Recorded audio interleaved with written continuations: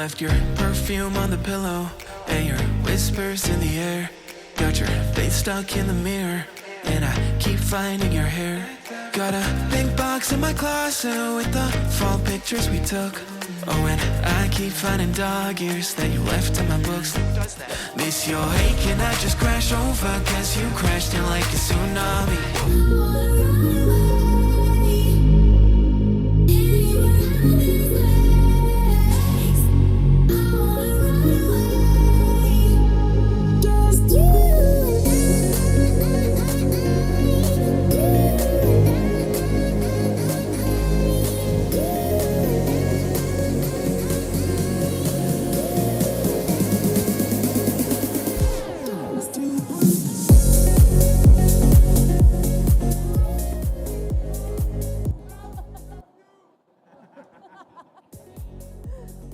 Hi.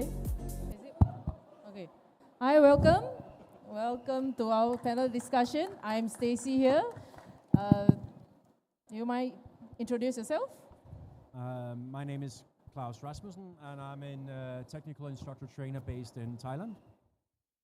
I think there were a few introductions already earlier, but my name is Anand, and I'm a PADI course director and also an avid mine diver. And I'm based in Malaysia, Perhentian Islands, and also Koh Lanta in Thailand. My name is Maxime Cheminade, and I'm an underwater photographer, cinematographer, and an explorer at Bottom Line Projects. Mikko Paasi, that guy, from Finland, diver, mine diver, and all that. Founder of Bottom Line Projects, and I run a company called Kota Divers in Thailand. Okay, we will have some discussion now, and towards the end of this discussion, I will open some questions to the audience. So they will ask you some questions that is not in the list that I've sent you. Sounds dangerous, right? You sent a list of questions, really? Okay, so question one. Mine diving is often described as the most unforgiving forgiving environment in diving. What was the mental shift or realization that stuck you after your first dive in the mine?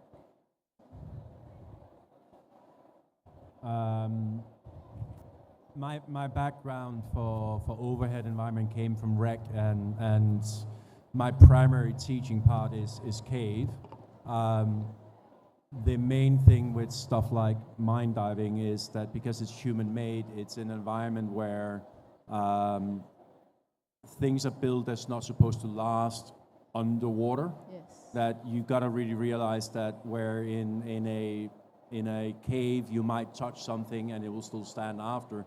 Any thing you touch in a mine can potentially collapse straight after. So you have a lot more hazards coming into the aspects of collapses and everything else that happens with that. Yeah, so for me, when I really realized that you needed that I had a mental shift was, so I dived, my first foray into mine diving was at the Boyai mines in Kanchanaburi, but I came back to Malaysia and dived Sungai Lembing, and it was when I was walking through this, Max and I, we were walking through the passage to get to the entry to the water, and there was this section that had collapsed already halfway through the passage. And that was when I realized that, okay, how fragile this environment is and how much respect you need to have for the mine. I would say pretty much the same as my colleagues. Is like we often see in those mines area the new places we've never just arrived, like those just collapse everywhere, and you don't see those in a cave. But in mine environment, they're pretty much everywhere. So you have to be very careful. It's very easy to dislodge something and break apart part of a mine much more than it is in part of a cave. I kind of missed the question already. Was it something hazards in mines or? You think or realize that it's dangerous. Ah, right. Okay. Well, I guess it's said many times. Mines and any overhead environment what we have wrecks, mines, and caves, and then wrecks and mines maybe are similar in the collapse. But also, I mean, let's add something. Is the navigational thing in mines that when you have 2D cartography maps or line maps from caves or caves they don't have that 3D, 3-dimensional navigational hazards that mine has, because there you can go 10 levels down, 10 levels up, and you can travel any direction. So the navigation is not only lateral, it's going to be horizontal as well. Sorry, up and down. So that makes it extremely complex. Okay. Okay, even with rigorous planning and redundancy, things can go wrong. Can you recall any situation where your training clashed with instinct and how you navigate that with tension? I can start with. Okay. Hello. Yes. So that actually, I got some experience from situations in mines, and one that came first in my mind was now the collapse that we're talking about. I've had a couple of those, and they are scary when all you need to do, even with CCR, is that you ascend from one level to another level, and that creates, you need to exhale, you need to get that expanding gas out from your system, and that creates bubbles, which is any overhead environment can be a killer. So even on CCR dives, we've had like partial collapses, and it sounds really bad when, especially on the exploration dives that we've done in the recent Boya mine expeditions, when we are pushing the line into a unknown, and then you enter to a room and you see the cave system or the passage collapsing behind you, and that's where you kind of get on that instinct mode when all your training kicks in, because now it's collapsing and you don't know if you're going to get out if you go further, because you're laying new line. So then you need to react quite fast, and quite often the only reasonable solution for that situation is go back as fast as you can. You don't want to have that collapse blocking your exit. So that would be something to take with. So my experience was the first time I entered a mine with my CCR. CCR divers will know that it's quite complex with the whole system and managing the loop and all that. So what happened was I kind of hit the bottom, and so it's tilting up. But it's such a big chamber in the Boyai mines that you see above you. Oh, visibility is really good up there. So my instinct was telling me, oh, I can go up there. But then my training then kicked in and said, oh, okay, you got to grab onto the line now. And that was a good call, because then it started silting up the whole place. And okay, so at least I have contact with the line. Yeah. I think we can't, like one thing that is always recurring with collapse or anything, and we can't understate it, is the need for training, and good training and constant training and awareness over those. It's like The wolf, she cries at night. A breath had born in the black wind where the shadows lie. Deep inside despair, our hearts grow fierce, our minds aware. We carry on. okay. We need to be even careful in the zone that have been already explored, or zone where the line has been here for long, because sometimes we may just be unlucky and have partial collapse happening. So it's also a good reminder for us to always pay attention. Yeah, it goes along the same line. We got to remember that we can train for many things, and training skills and trying to make something a natural reaction works for so many things. But once you're in this situation, once you're in these beautiful chambers, you'll look around, it's very easy to deviate for what is the standard training. You move away, you got something I'm not used to in the cave environment. I got 20, 30 meters of visibility in this mine. It's very easy to move away from what your only reference for your exit is.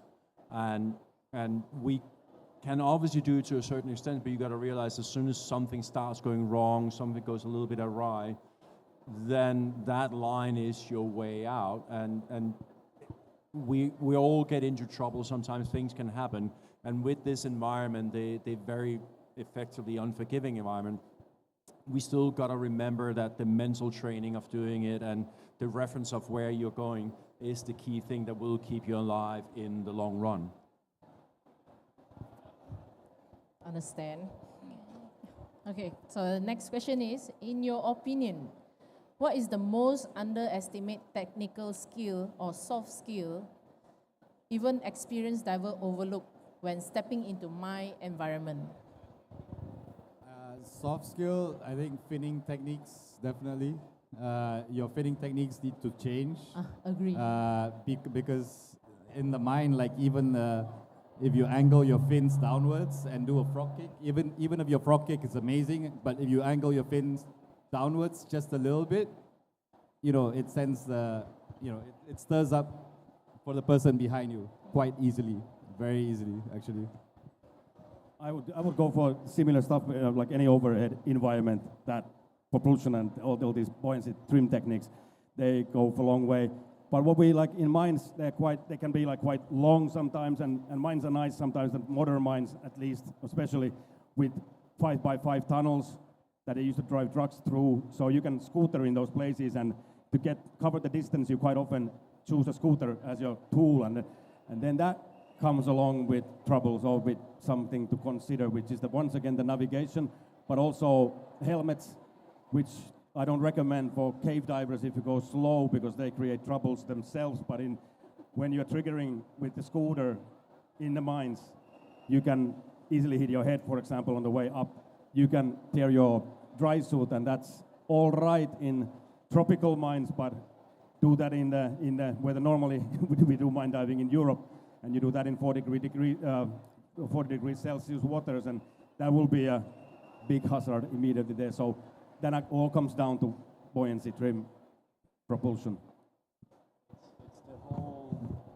It's the whole concept of the, we can call it global or situational awareness, is realizing, understanding how much your equipment, dry suit versus wetsuit, what does that change for you? You got to actually look around, and for most technical divers or beginning divers, whatever, it's something that you don't have when you're diving in the ocean, where in any overhead environment, you got to be a lot more in reference with where is the line, where is the walls, what are we doing, where are we in relationship to anything else that's going on, and the other people, which the ocean and the big space that is such a forgiving environment to do anything in. I agree with everything, obviously. I think that, especially for overhead environments, buoyancy and finning techniques needs to be, it shouldn't even be a skill at this point, it should be a habit. We should be be able to stay neutrally buoyant at any depth, any time, regardless of if we can see in front of us or not. It should just be more of a feeling and a habit than being a skill we have to process. Yeah, like a muscle memory. Yeah, exactly. It's muscle memory. Like breathing underwater should be muscle memory. And if it's not yet there, then maybe mine diving is not just yet for you. I have to agree with that. Okay, next question. It's more for photographers. Okay, as a photographer inside this environment, how do you balance aesthetic with survivals? And for instructors, how do you feel about documentation during high-risk dives? Everything for the gram? Everything for the gram? No, I'm kidding. The team first. Team first is the most important thing. When we go and take a photo, I would say this is one of the most important things, is what is the objective of the dive? Are we all diving for pictures? And then like some of the shots you see here are shots that have been, like our objective was photography. And then we basically revolve around this. Or are we having a different objective? But safety is always the most, the mine is gonna be here hopefully tomorrow, but we can't replace a team member, so safety first, and then we start to do things around. Then I guess, yes, safety obviously paramount. How to make things more safe. One thing is equipment considerations, like what kind of cameras you are bringing in. Like quite often, if we are talking about overhead, a little bit more demanding photography, I try to tend to minimize, like get as powerful camera as possible, but then as small lenses, domes, forget about the arms. And then also when you're lighting up the space, then you need to think about the team a lot. Like you can use light guys to light up the area, but then again, train that light guy team, that takes a year. Otherwise it doesn't work. So then there's other options, like I use Big Blue video lights myself. I drag them all in and I usually set the scene with multiple lights. It's less confusing because I know what I'm kind of like expecting from the photograph. And then once I've set the scene, then I kind of like make timetable for the team who I'm shooting to come in to save bottom time and gas and just to make it more comfortable for them. But there's many ways of doing this. And but yeah, they kind of all are related to the safety and of course the efficiency. I'm not a photographer, but I've been a model for Max, and I've supported him on shoots and stuff. So communication is really important. Team communication, pre-planning, briefings, basically setting the scene, and basically being able to support. It's an objective, so we have to really follow through with the objective and also plan it beforehand. As far as the documenting of everything that's going on, obviously we now are in the lucky situation. We have a lot of tools that can help us. That means as instructors, if we're in the environment and we're teaching in the overhead environment, whether we're talking paralens or 3D cameras and stuff like that, we can be hands-free for a lot of times, which helps us in a teaching situation. But it's extremely important that we understand that every time we're doing anything in the overhead environment, your focus can be, like the guys are saying, they're doing a photo shoot. You do not combine a photo shoot and a training situation or true exploration with trying to take photos at the same time, because you might be able to have video recording, but you can't set it up for video recording. Yeah, so the tools that we have these days to help us in analyzing situations and stuff like that obviously is valuable for us in the dive industry, in the training industry. But when we're talking about taking photos along these lines, that's truly a setup which is fully organized before you go in. About the training, and I guess fits that question also. Like everybody, there was a part of it was for the instructors. So we value the debriefing feedback from the camera a lot. Because when you do advanced training, if you got video from the students, how did they perform, there's no argument what happened over there. And that can be, then you can point out the things. So that's very valuable tool, a GoPro or something like this to film, but it creates that safety issue. Is the instructor now following? And the instructor should never actually take those skills on video. And therefore there should be someone else to do it, but then we come up with the Insta360 X4 thingy, fucking amazing tool, because you can now, with the little technology that we talked about earlier that is developing, you can drop in that 360 camera and then film what kind of mistakes the instructor is doing, or is all the students following, and you can actually see everything around it and nobody's filming. So in that argument, like it takes away most of or many of the hazards that filming your students used to. So that would be something that people should take in their toolbox. I just want to add one thing. It doesn't mean that when training we cannot take pictures or have a photographer around. It just means also that the objective of the dive is therefore very different. And I've done a few photo shoots during training for people. But that means that sometimes we're just in a corner somewhere, like really like trying to be the most passive people in the course and not being the active there. So like a big part of exploration as well is documenting, is reporting, and well, photographers need to be here as well to be able to report what's going on during this dive. But then that means that if it's between exploration or photos, obviously exploration takes first. Obviously safety always first, but it's where again a very objective of the dive. I use Insta360 as well. So yes, I know how convenient it is. Yeah. Hands-free systems. I love it. Okay, let's move to the next question. So, what do you see as the future of mine exploration?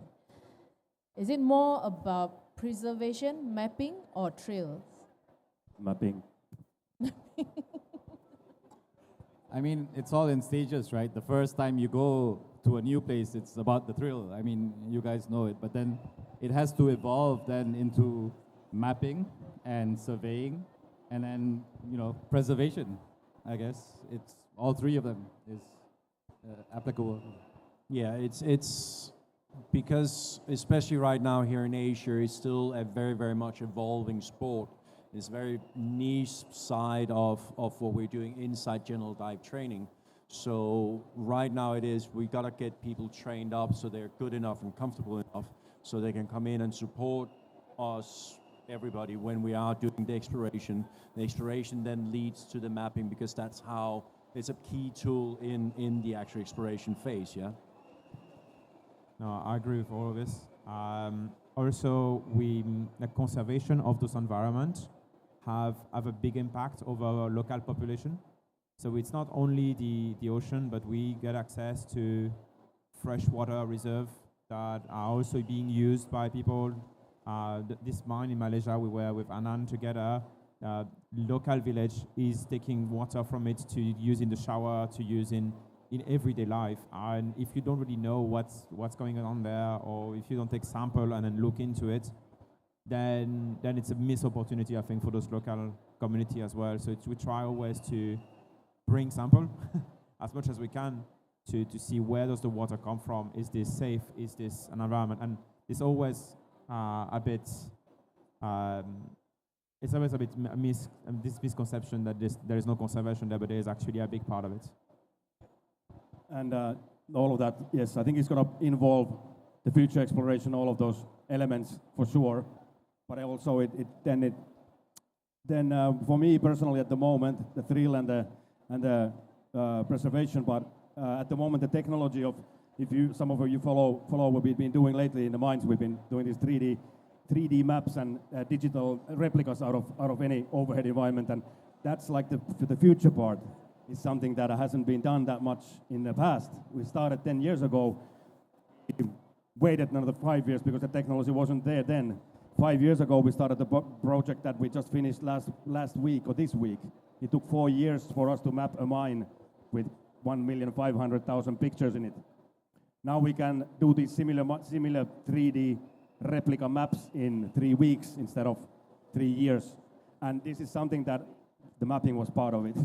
Is in the future, I hope it's going to be more of a standard thing that instead of, or with the line maps and online surveys and the classic mapping, we would use this digital option that the future will allow us to do even faster and more efficiently. And kind of like safe also, because you can do it hands-free. But that would be my goal for future in the mines. And we got to remember that exploration is a key thing, and it drives many of us in what we're doing. But on the conservation side of it, one of the main things that keeps us being capable of explore and train people is that we do not make many mistakes. We do keep everything here because we're relying on right now that we got to get permission to get into these mines. We got to apply for it. We got to find owners. We got to do all these things. And if people start just randomly going in, which sometimes happen, but it's why both here in Malaysia, in Thailand, we're trying to keep it reasonably controlled how many people go in, who goes in, because if people start closing down these mines so we don't get access to it, we see it in Thailand on the cave side, that due to a couple of unfortunate deaths, we have a hard time getting into national park environments, which is a huge part of our diving caves. This will happen as well inside the mine diving industry. It doesn't matter what it is. We've got to make sure that we prevent accidents, we prevent deaths, so we can keep on going in and exploring this beautiful and wonderful environment. That brings me to one point very good point there. Like we discovered these Booyah mines, or many mines in Thailand at the moment, and then one big question was like, how can we learn from the previous fiascos from around the planet with according to mine and mine diving safety. And then there was like in Finland we used to have each mine had their own courses, level 1, level 2, level 3. So you need to go to a specific mine, do a specific course for that specific mine. Yeah. And we didn't want to do that either. But then it comes back to the training that we do. Like many people ask, like, so I'm a full cave diver. Can I come and dive in the mines? Half the planet allows you to dive in their mines, but we don't want to do that actually because of the very reason that you said that somehow you need to control the safety issue. So prefer the smaller number there is to people to actually kind of like see the quality of that diver, the better. And then instead of having your own specialty courses for specialty mine, that exact mine, there's already organizations that offer you mine diving courses. And it's like an environmental addition only to the cave and wreck training. The skills and the scenarios are pretty much the same, but it's just the environment that we can then explain, and the specific environment when we are talking about the bigger mines. Okay, so have you ever found yourself in a moment where you thought, okay, this is it, I'm not getting out? So if you have this thought, what got you through it? You almost die one day.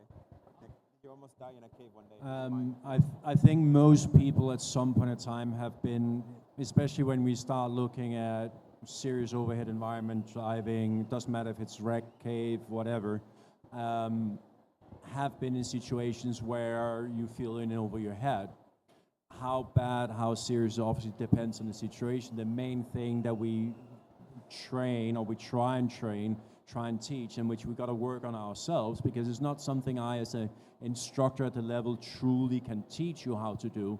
You got to work on your own abilities to keep your mind clear and to logically go through the process that you need to do, whether it's a rebreather failure, whether it's a complete sold out, loss of line, whatever it is.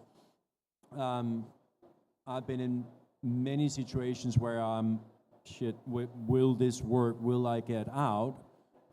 But falling back on training and falling back on the awareness of my own skills and calming myself down also gives me the edge that I can push a little bit further. But it's a very personalized training, and everybody has to do it slightly different. In current technical diving training, you learn a lot about gas density and how it changes the deeper you go. It wasn't until I actually experienced it myself at depth that I realized that, okay, this is a thing, how do you manage it? So it's basically, it's carbon dioxide narcosis. It's not, it's very scary if it hits you. It's like a feeling that you want to spit your regulator out and just want to take a deep breath, but you can't, and your instinct tells you, no, like keep it in. So you're physically holding the regulator in place and just like, okay, closing your eyes, calming yourself down. Yeah. I'm lucky enough, I haven't had that happening to me on an overhead environment, but I had specifically one occurrence where I can remember like feeling like, okay, now it's it. In doing crowd wreck very, very, very deep. And I think your mental, like the how strong your mental is and how like the experience you have that you build up first with training and also through multiple deep dive and your dive career in general is where like it really kicks in and you're like, okay, actually like I have options. Let's look into each options and check which one is actually the one I'm comfortable with executing. But yeah, that's how you do it. I've had a few. I started mine diving almost 30 years ago in Finland, and that includes a few near escapes there. But one like I don't know, fancy one. I think with the it wasn't really much. Well, there's the training. The lesson comes in the end, but there's a place called Ojamo Mines in Finland, and in those mines, it's one of the biggest mines in the planet, and they have this one famous place called Hell's Gates, where it's not that far. It's maybe 600 meters into the cave, into the mine, and it's about 40 to 50 meters depth. And we are doing a big photo shoot there, and we split the team. We go with scooters in, and what happened in the end, it's 4-degree water over there, so all these undergarments on you, I didn't feel the little leak that I had in my dry suit at the beginning of the dive. One was in already and gaining decompression doing a dry mix dive, taking pictures.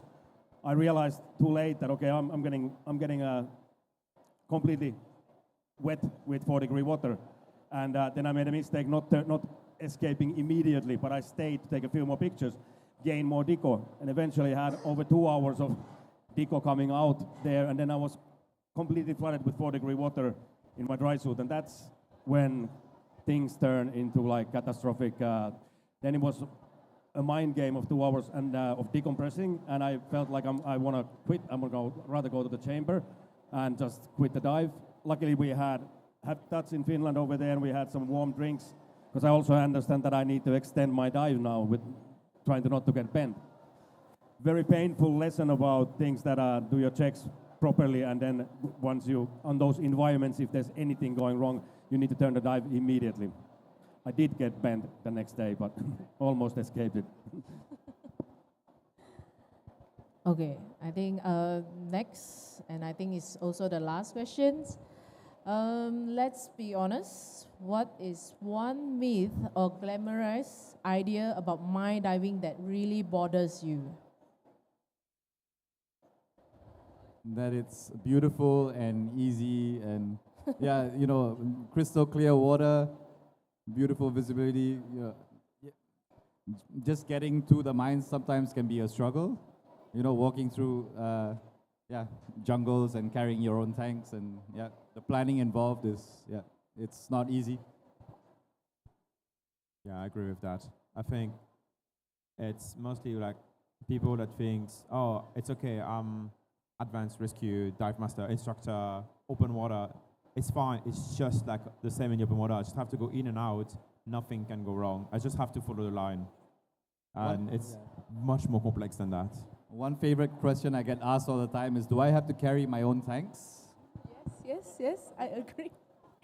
One thing as a photographer is that people don't pay attention where they're going. It comes to navigation again, and it's super common. Cameras kill people a lot in overhead environments where you need to navigate your way out. So the most common thing is that you go to a new mine site somewhere, and then you got the local team escorting you. You're diver number 2. So you got diver number 1, 2, that's you, and then you got diver number 3. So on the way in, you can just play with your settings and not pay any attention to the environment. And then on the way out, the same thing. So you're trusting the team, and that's also something that I've learned through the heel when you don't have the team. And then also there's a big habit of navigational. People still do like visual jumps because they've done so many dives in places, and then that's where you get in trouble. If something happens, you need to find your way out. So things like this, taking things too easy and then not understanding the complex navigation or just paying attention and having awareness around you. Easy to avoid when you got crystal clear places until you silt them out. And I have to agree, because it is the main thing we see, and it doesn't matter what level of overhead environment you're talking in. It is very easy as a normal diver to get confident in your own skills and your abilities. And it's very easy for you to just pop into that little wreck, which is very big and open, and then all of a sudden you end up in a wreck which silts out. Like my first serious incident inside a wreck was that somebody kicked the door and it closed behind me, and I'm stuck in a room in zero visibility with no lines, and I have to find a door and open it against water pressure. People, especially dive professionals, dive masters, instructors, who say, do you think that they know everything there is to know? And I'm sorry, but we're all still learning. And once you stop learning, that's when you start dying. We got to keep our skills on the edge. We got to realize that no matter how many times we've done this, there's always that amount of risk coming up any single time. Yes. Okay. I think adding to what Klaus said about keeping our skills fresh, I don't think any one of us, maybe sometimes Klaus because you do back mount CCRs, but if we're not diving in CCR, we're doing side mount, right? So we're constantly diving in this configuration just to make sure that it's, that we don't have to relearn anything. Yeah. I think it's process learning is about all. So I think this is the last question. I'm going to open to the public and let them ask question to you. Anybody want to ask any questions? Oh, there. It's okay. So guys, what is the one particular skills that overhead in, can you hear me, Klaus? What is the one particular skills that overhead environment, during the overhead environment training that divers struggle the most? Divers struggle. I think task loading at the beginning is when, especially if they don't have the, I can remember from when I first started cave diving, right? I was already a very experienced instructor, side mount diver, but when you get into this kind of environment, it's the task loading at the start, at the very beginning of the journey. Yeah, I find as somebody who teaches this all the time is that no matter how good you think you are, you're going to have a very, very quick learning experience as a student on an overhead environment course, in that the buoyancy that you thought was really, really good when you're out in the ocean is not very good. Because one thing is that you can maintain a reasonably straight line when you haven't got a reference, but when you start working related to lines, staying away from the bottoms to not tilt up and don't hit the roof, your margin of error and margin of movement is reduced a lot. So I find that buoyancy control, which is the key aspect, is what most people, no matter, I've had instructor trainers coming in for courses and everybody mess up on it because you're not used to being in that short, restrictive, darkish soul environment that you're in. Oh, there's one more lady.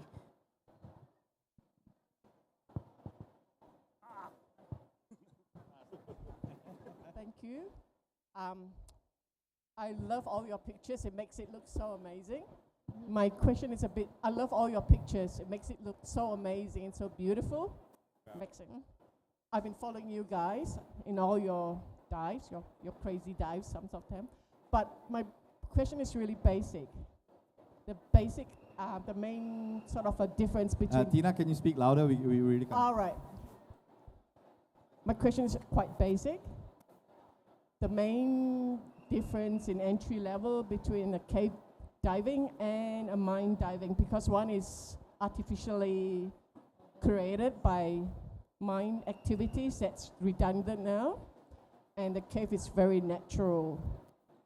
It's a natural environment in the cave, right? And you go to mine diving, it's been dug out by past mines. What's the basic kind of a difference between the two types of diving in terms of agency, in terms of training, and what it takes to get into mine diving?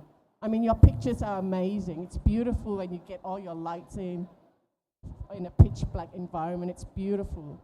And it's huge, some of them, So I'm just wondering, to venture into mine diving. So the basic differences between mine diving and cave diving, right? That's a good question, yes. Often asked also, it's the environment in general. Like the skills that we train, they're pretty much the same standard as in cave diving. But then when you enter mine environment, you need to start to think about that it's man-made, the collapse.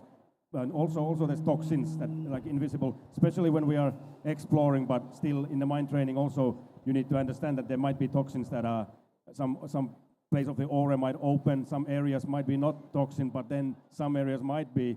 You need to understand the deterioration of the artifacts inside. And then you have complex navigation that I think I mentioned also. Very sharp objects, sometimes like it can be huge, there can be space, but you need to understand the risks of cutting your suit open, for example, because there is rusted objects. You might tie on to a wrong place. In caves, usually things are much more solid. So tie-off points in mines, it's very tempting to go to the first iron bar that you see and tie off to that, but you might just kill yourself by pulling something that is holding the roof or some other structure. So you need to avoid things like this. Navigation with compasses, they can get your inside metal structure. So your compass is digital or natural, they can start to variate. So understanding the environment in general, I think it's the main thing between the cave and mine training. And if I can add to this, first, thank you very much for the comment, for the pictures. Very, very appreciate.